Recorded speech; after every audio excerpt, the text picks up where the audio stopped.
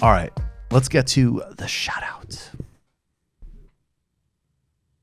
Let's get to the shout out. Shout out, shout out. Creepy. Shout out, shout out, shout out. I feel like the camera should be on Griscom for this. He gets really into it, man. We all love DJ Danarchy, the out of control, the sonic minds behind the TMBS experience.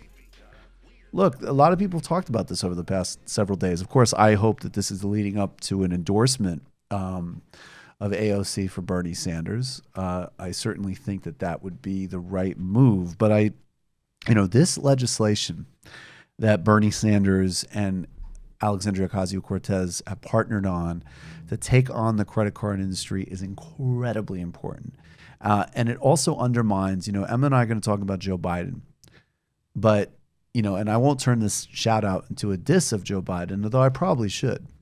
There is not a single area, I will a partial, there's not a single area of modern policymaking, from the invasion of Iraq to the relentless squeezing of families by this unbelievably predatory industry, even predatory by just normal capitalist standards, that Joe Biden has not only been a participant in, but an architect of in this case. Obscene. I'm going to quote a little bit now from a piece, I believe. Where is this from, Griscom? CNBC? Senator Bernie Sanders and Representative Alexandria Ocasio-Cortez released a plan on Thursday to cap credit card interest rates at 15%. Again, this is incredibly important and basic. I mean, you have people getting jacked up exorbitant rates. They rely on these things to pay for basic goods. Remember, over 50% of Americans can't scare up a couple $100, for basic needs and survival. I grew up in an environment like this.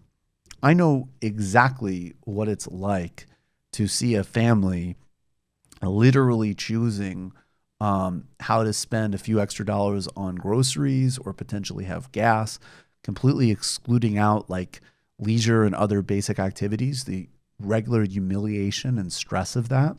And also, like doing things literally like having to ask for loans to figure out how to pay rent or fix a car. Back to this. Sanders has made his case for the presidency in large part by calling out what he calls corporate greed and the need for better better protections for workers and consumers. Ocasio-Cortez, a first-term representative from New York, has caused a stir in her short tenure by embracing dramatic proposals, such as the Green New Deal and overhaul to the U.S. tax code. The Bankers Association said it would be a mistake for the government to artificially limit these choices. This specific proposal will only harm consumers by restricting access to credit for those who need it and driving them towards less regulated, more costly alternatives. Well, how about we regulate those too? And while we're at it, we're going to give people single payer health care. We're going to create a universal public housing option, a job guarantee, and other vital reforms so people are not tortured and terrorized by the economy in this way.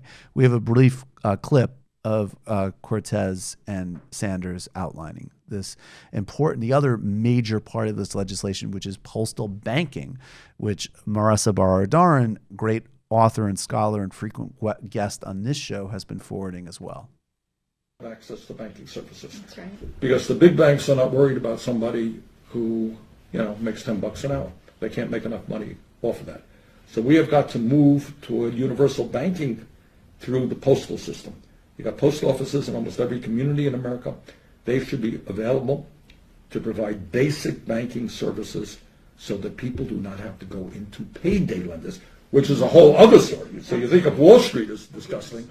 Think about payday lenders charging people 150% interest rate. So he's exactly right.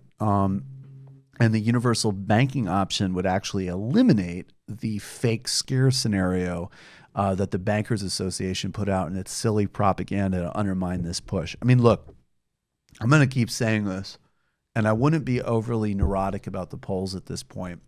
And Bernie Sanders has amazing fundamentals in terms of grassroots support.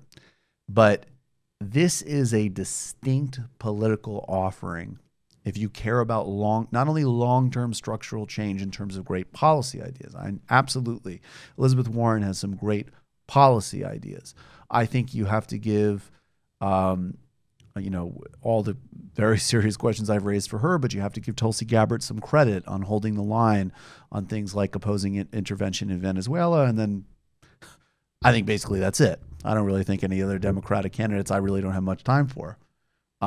With, obviously Biden being the worst, closely followed by, I guess, Klobuchar or Buttigieg, but what Bernie Sanders is offering in terms of policy, but also a structural understanding of activating a population to achieve things, to broadly democratize a society, is unparalleled and also going to be absolutely necessary in implementing even the most modest reform agenda. And unfortunately, at this point, we need a hell of a lot more than a modest reform agenda. You've just watched a Michael Brooks show video, and you can watch all of our full main live shows every Tuesday night at around 7 p.m. Eastern Time, and subscribe to get all of the clips you want. We're covering the globe.